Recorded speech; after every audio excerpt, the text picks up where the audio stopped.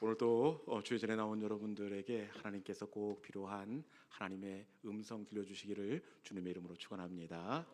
지난주에 우리는 이 구약의 제사 가운데 이 화목 제사에 관한 말씀을 함께 나눈 적이 있습니다.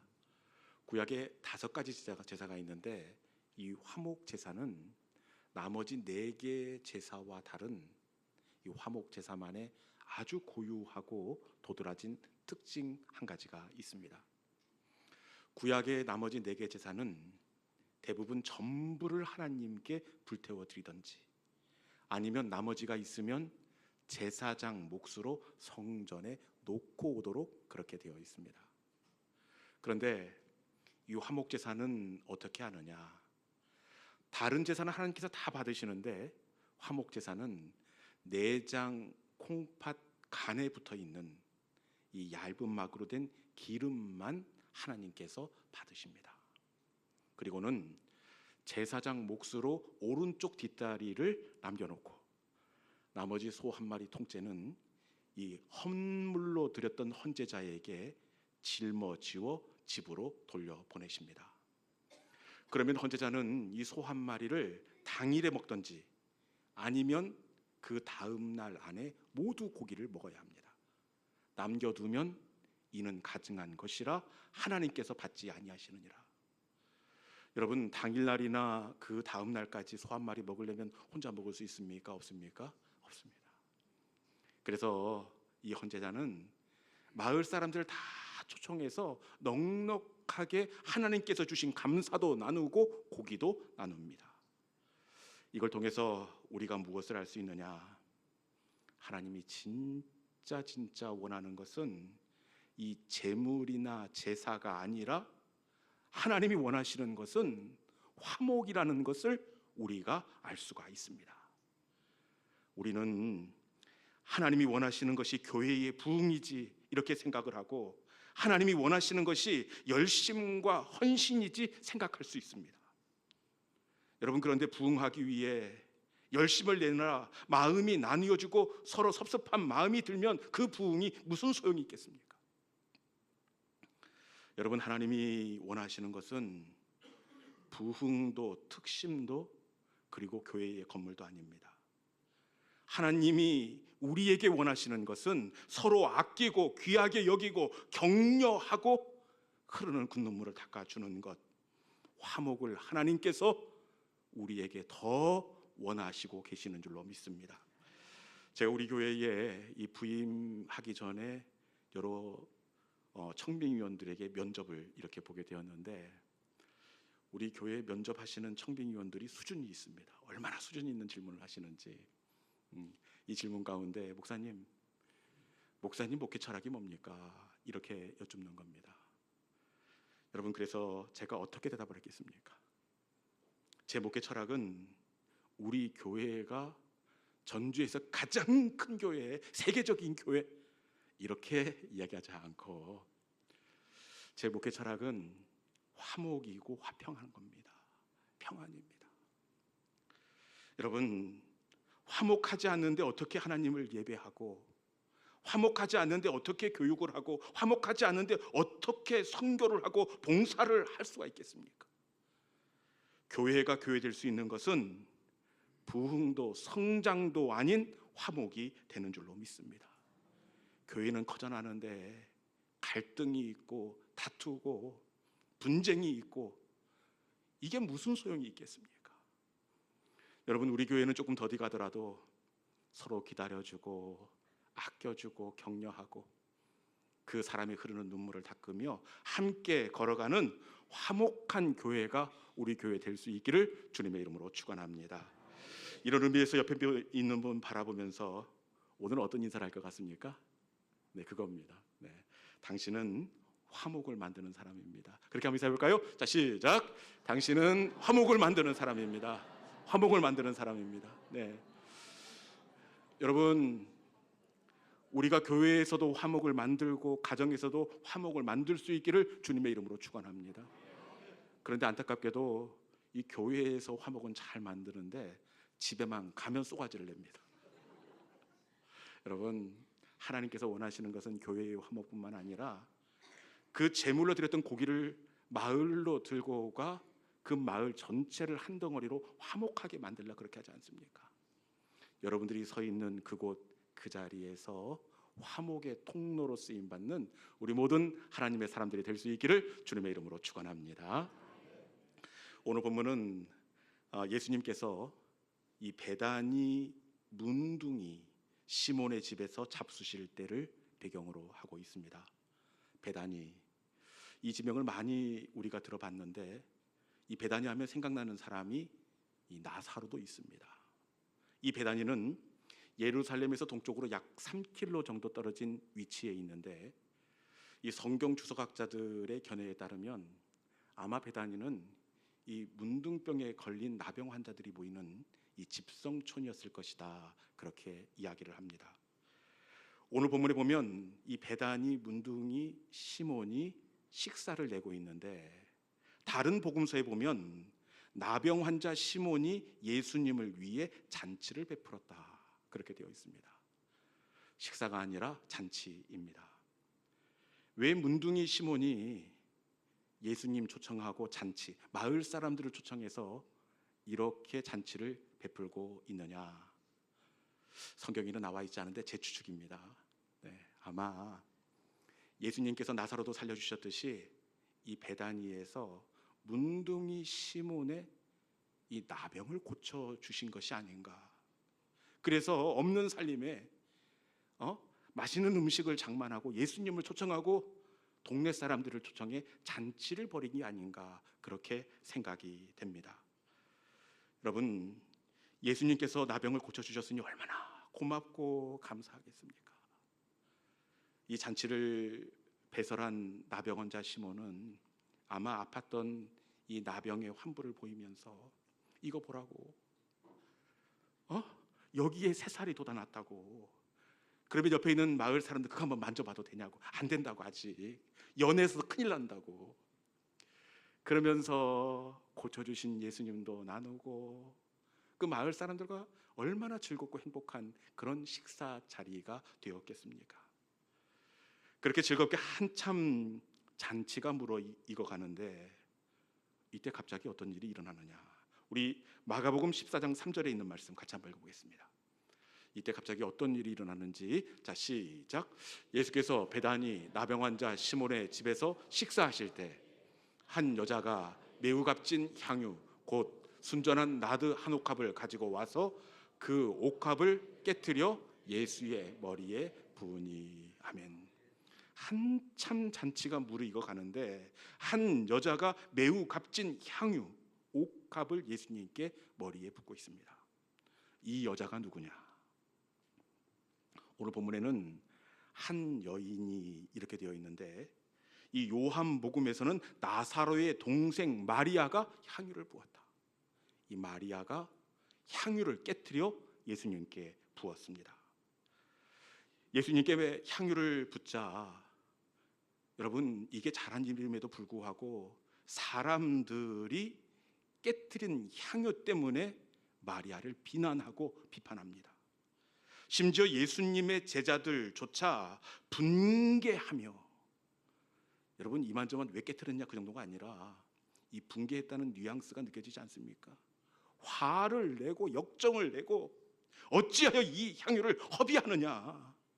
이 향유를 팔면 가난한 사람 여럿을 도와줄 수 있는데 어떻게 허비할 수 있느냐? 이 제자들이 더 난리를 피웁니다. 실제로 제자들이 이렇게 분개한 이유는 이 나드 향유는 아주 값지고 귀한 향유였기 때문입니다. 나드 향유를 뭘로 만드느냐? 제가 어렵게 구해왔습니다. 일단 보십시오. 이렇게 생겼습니다.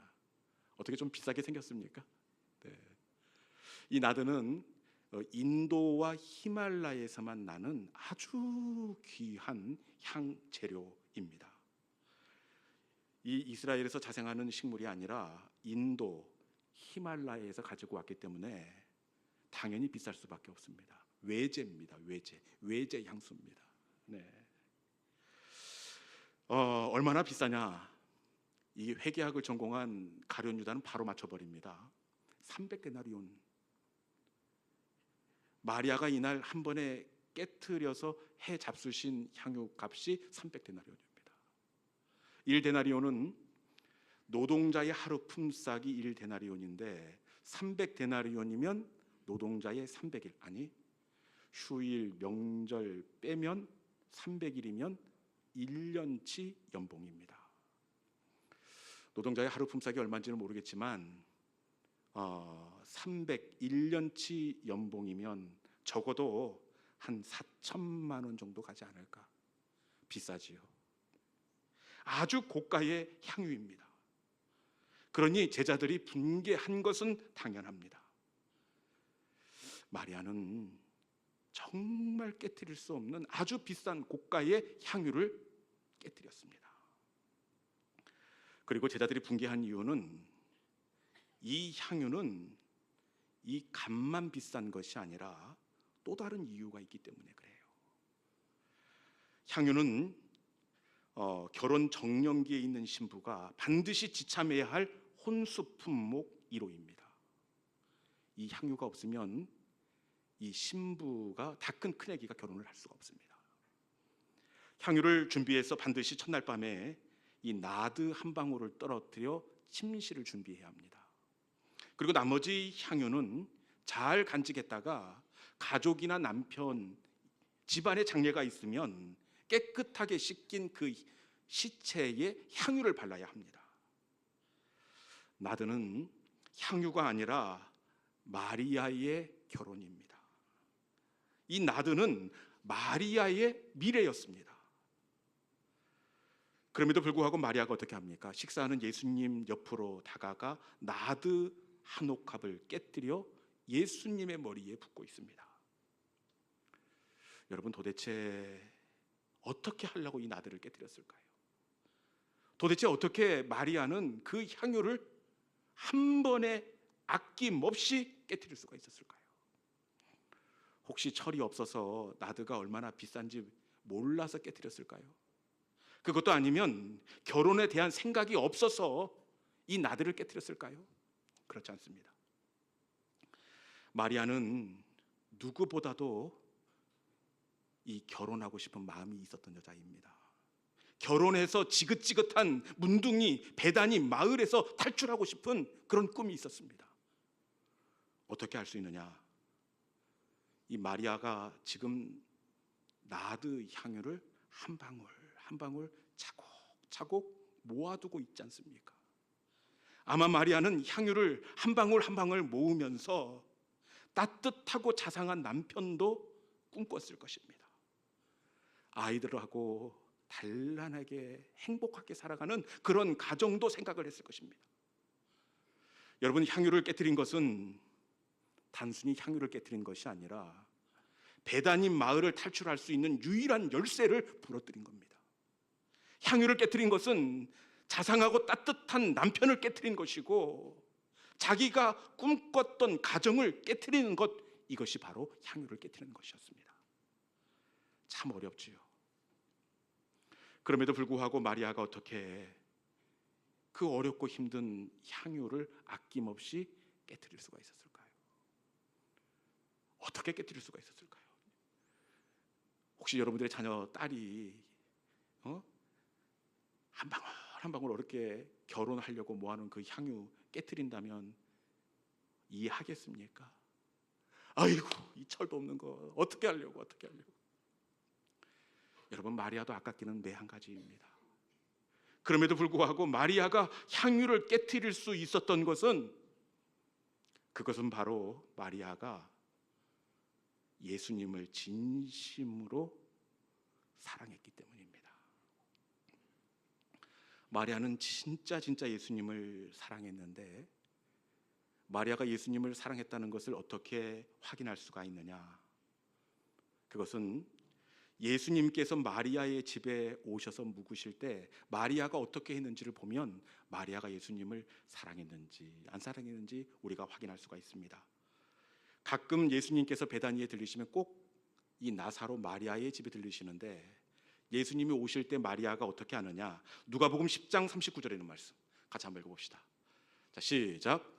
그에게 마리아라는 동생이 있어 주의 발치에 앉아 그의 말씀을 듣더니. 다시 한번 읽어봅시다.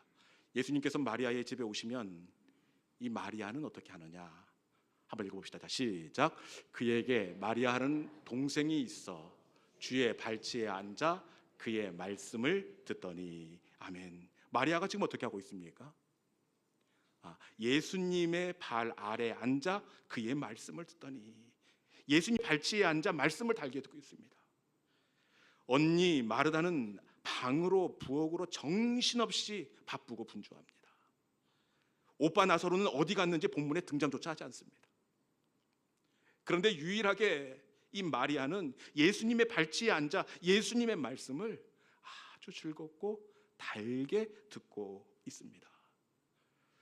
어떻게 분주하고 바쁜 마리아, 마르다, 그런데 예수님의 발치에서 흐뭇하게 예수님의 말씀을 경청하고 있는 이 마리아의 모습이 이 그림으로 그려지지 않습니까? 여러분, 사랑은 말씀을 경청하는 것이 되는 줄로 믿습니다. 이 마리아는 예수님을 사랑했기에 예수님의 발치에서 말씀을 경청하고 있습니다. 그리고 마리아가 예수님을 진짜 사랑했던 그 이유를 확인할 수 있는 사건 하나가 있는데, 여러분, 예수님께서 어떻게 하십니까? 죽은 오빠 나사로를 살려주셨습니다. 죽은 오빠 나사로를 살려주셨는데 어떻게 예수님을 사랑하지 않을 수가 있겠습니까? 죽은 오빠를 살려주면 나도 옥합이 아니라 내 목숨까지도 드릴 수가 있습니다. 마리아가 향유를 깨뜨릴 수 있었던 것은 바로 예수님을 사랑했기 때문입니다. 여러분, 향유는 여유 있는 사람이 다시 살 수 있으니까 깨뜨리는 것이 아닙니다. 여러분, 향유는 사랑하는 사람이 깨뜨리게 되는 줄로 믿습니다. 이 향유는 마르다 언니처럼 분주하고 열심히 특심 있는 사람이 깨뜨리는 것이 아니라 마리아처럼 사랑하는 사람이 깨뜨릴 수가 있습니다. 우리 속담에 이 한 부모가 10 아들을 거느린다라는 속담이 있습니다. 한 부모가 자식 10을 거느립니다. 여러분, 어떻게 자그마한 책으로 10자식을 먹이고 입히고 공부를 가르칠 수가 있겠습니까? 그것은 사랑하기 때문입니다. 자식을 사랑하기에 허리가 굽어지고 깎을 손톱이 없을 만큼 닳고 닳아도 자식을 위해서 헌신하는 겁니다. 여러분, 사랑하면 감당하게 될 줄로 믿습니다. 우리 예수님도 당신의 몸을 십자가에서 완전히 깨뜨리십니다. 예수님께서 왜 십자가에서 어떻게 당신의 몸을 깨진 향유병처럼 깨뜨릴 수 있었느냐? 그건 역시 우리를 사랑했기 때문인 줄로 믿습니다. 하나님이 세상을 이처럼 사랑하사, 우리 주님께서 우리를 그처럼 사랑했기에 십자가에서 당신의 몸을 깨뜨려 우리에게 주셨다는 사실입니다. 사랑하면 깨뜨릴 수 있고 사랑하면 감당하게 될 줄로 믿습니다. 그렇게 우리 주님은 부활하신 다음에 이 남겨진 양 무리를 누구에게 맡기시느냐? 이 베드로를 찾아가셔서 이 베드로에게 이 양 무리를 맡기시는데, 여러분, 우리 주님께서 베드로에게 이 양 무리를 맡기시면서 어떤 질문을 하시느냐? 여러분, 양떼를 맡기려면 어떤 질문을 해야 됩니까? 우리 같으면, 야 베드로, 너 이 양무리를 쳐야 되는데 너 어디 신학교 나왔냐? 너 어디 교회에서 목회 수련을 했느냐? 이런 것들을 물어봐야 됩니다. 그런데 우리 예수님은 베드로에게 무엇을 여쭙느냐? 경력과 스펙을 여쭈시는 것이 아니라 무엇을 여쭙느냐? 우리 요한복음 21장 15절에 있는 말씀 한번 읽어봅시다. 같이 읽어볼까요? 자, 시작. 그들이 조반 먹은 후에 예수께서 시몬 베드로에게 이르시되 요한의 아들 시몬아, 내가 이 사람들보다 나를 더 사랑하느냐 하시니 이르시되 주님 그러하나이다. 내가 주님을 사랑하는 줄 주께서 아시나이다. 이르시되 내 어린 양을 먹이라 하시고. 아멘. 부활하신 주님이 베드로에게 양무리를 맡기시는데 우리 주님께서 무엇을 묻고 있습니까? 너 어디에서 목회 경력을 쌓았느냐? 그건 물으시는 것이 아니라 요한의 아들 시몬아, 내가 나를 사랑하느냐?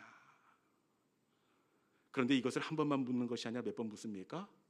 3번을 묻습니다. 3번을. 3번이나 내가 날 사랑하느냐 이렇게 묻고 있는데 왜 날 사랑하느냐 이렇게 묻고 있는 것입니까? 그것은 목회 경력이나 실력이 양을 치는 것이 아니라 사랑이 양을 치기 때문이 되는 줄로 믿습니다. 여러분, 사랑하면 모든 것을 참을 수 있고, 사랑하면 모든 것을 믿고, 사랑은 모든 것을 견딜 수가 있습니다. 실력과 열심히 감당하는 것이 아니라 사랑이 감당할 수 있습니다. 이 시간 우리 가운데 사랑의 마음이 회복될 수 있기를 주님의 이름으로 축원합니다. 그런데 우리가 우리 주님의 질문 가운데서 놓치지 말아야 할 한 부분이 있습니다. 우리 주님의 질문 가운데서 어떤 부분이냐? 여러분, 우리 주님이 무엇을 묻고 있습니까? 양을 맡기니까 당연히 양에 관해서 이렇게 물어야 될 터인데, 요한의 아들 시몬아, 너는 이 양들을 사랑하느냐? 이렇게 물어야 될 것 아니겠습니까? 양을 맡기시니까 양을 사랑하는지 물어봐야 될 것입니다. 그런데 우리 주님은 양이 아니라 너는 나를 사랑하느냐? 요한의 아들 시몬아, 너는 저 양이 아니라 나를 사랑하느냐? 주님을 사랑하는지 여부를 묻고 있습니다. 여러분, 왜 양이 아니라 주님을 사랑하는지 묻고 있는 것일까요? 그것은 주님을 사랑하는 사람이 양도 칠 수 있기 때문이 되는 줄로 믿습니다. 우리는 양을 사랑하는 사람이 양을 칠 수 있다고 생각하는데, 양을 사랑하는 사람은 금방 지치고, 양을 사랑하는 사람은 내 뜻대로 안 되면 금방 포기해버립니다. 그런데 주님을 사랑하는 사람은 양을 감당합니다.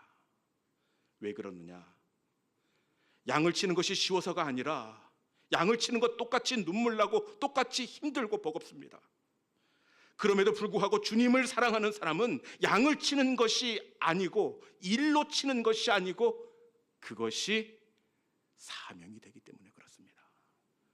양을 사랑하고 양을 치는 사람은 그것이 일이지만, 주님을 사랑하기에 양을 치면 그것은 일이 아니라 사명입니다.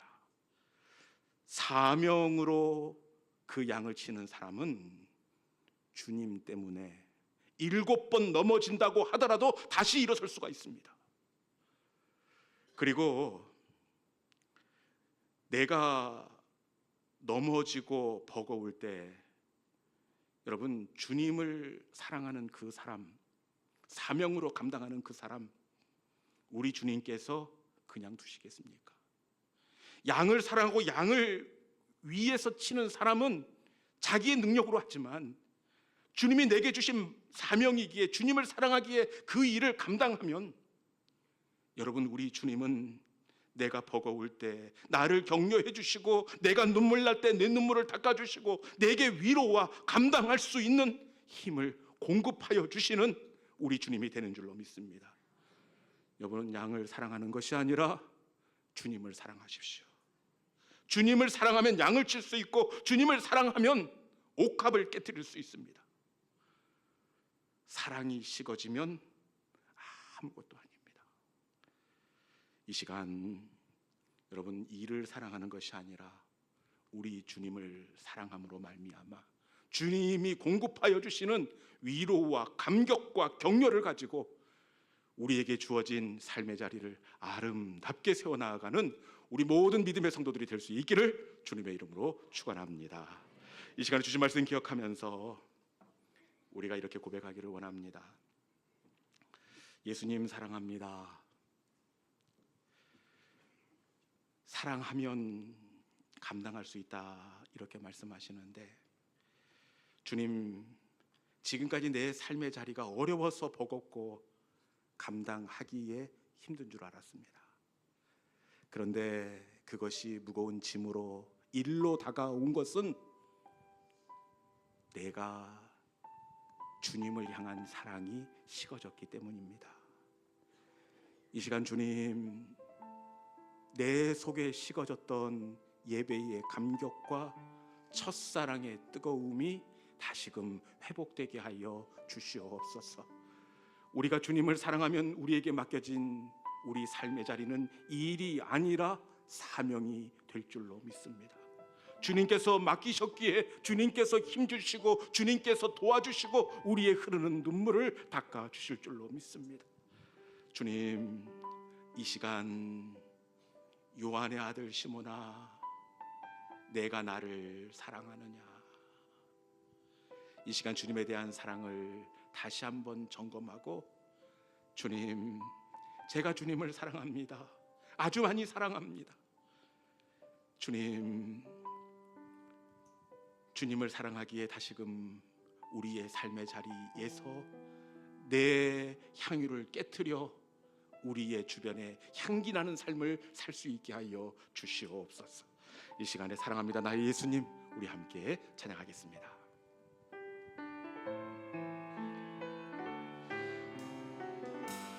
사랑합니다 나의 예수님, 사랑합니다 나의 예수님, 사랑합니다 아주 많이요, 사랑합니다 나의 예수님,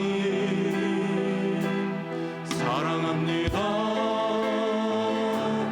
그것뿐이, 사랑합니다 나의 예수님,